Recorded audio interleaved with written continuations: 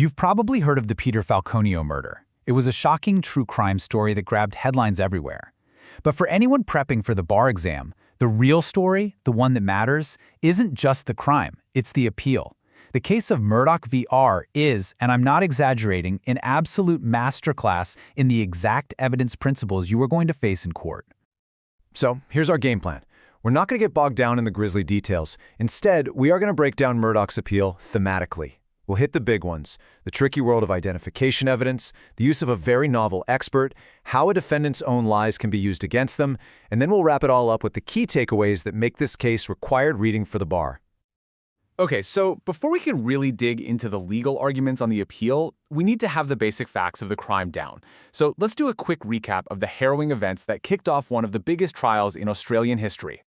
So picture this. You're on a remote highway, middle of nowhere. Peter Falconio and his partner Joanne Lees get flagged down. Lees hears a sound, like a gunshot.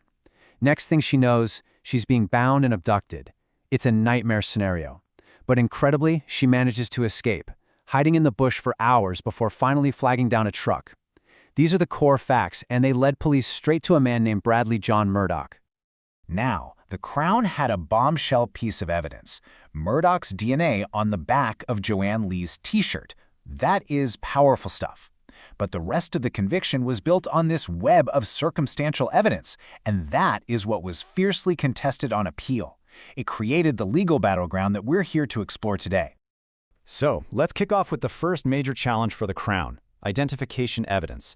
As you know, it is notoriously unreliable, and Murdoch's appeal went right for the jugular, zeroing in on 3 different identifications made by Joanne Lees. This is classic bar exam territory. I mean, really think about that. This is the central question the court had to wrestle with. For you, the key issue here is admissibility versus weight. The defense's argument was simple. The entire ID process was so flawed, so tainted, that the judge should have just thrown it out completely. And what's really fascinating is how the court handled this. Instead of seeing the ID as one long, messed-up process, they broke it down.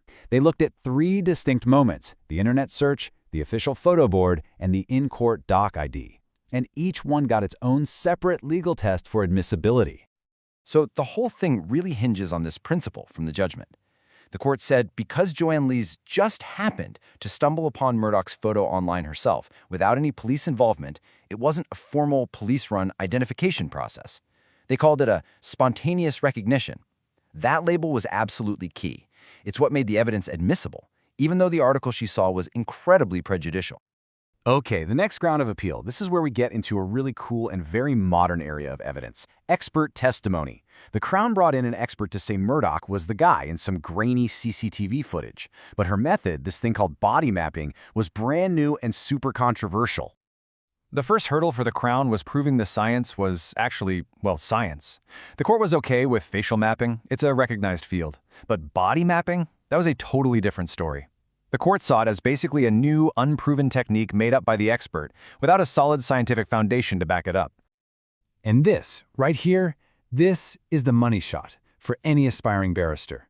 The Court of Appeal said the trial judge got it wrong. Dr. Sutisno's evidence was admissible, but only to point out similarities, things about posture or gait, between the man in the video and Murdoch. What she couldn't do was make a positive identification and say, that's him. It's such a fine but absolutely critical distinction. An expert can help the jury see things, but they can't make the ultimate decision for them when the science isn't proven. Next up, we're hitting 2 absolute classic bar exam topics that were central to this appeal. What happens when a defendant lies, and when can their past bad acts be shown to a jury? So Murdoch told a pretty big lie. He said he was nowhere near the crime scene, but CCTV footage begged to differ. The trial judge gave the jury this very precise 3-step direction on how to think about that lie. It is a textbook consciousness of guilt direction, and the appeal court looked at it and said, yep, that's flawless. They found there was no other innocent reason for him to lie like that, other than guilt for the murder. This is the classic evidence problem, right? The defense argued that telling the jury Murdoch owned illegal guns was pure propensity evidence. They were just trying to paint him as a bad guy, the type of person who would commit a murder. But the court disagreed. They said the evidence wasn't being used to show Murdoch's character or his propensity to commit crimes. It was being used to show he had the capacity to commit this crime. Why? Because witnesses said he owned a silver handgun, which was consistent with the weapon Miss Lees described.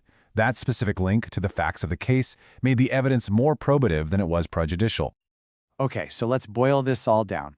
What do you absolutely need to take away from this for your exams and, your future practice? These are the big-ticket principles that this case really hammers home.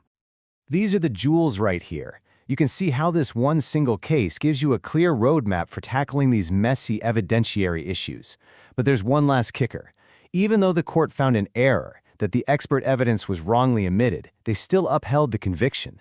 They used the proviso, basically saying that no substantial miscarriage of justice happened because the rest of the evidence, especially that DNA, was just so overwhelming.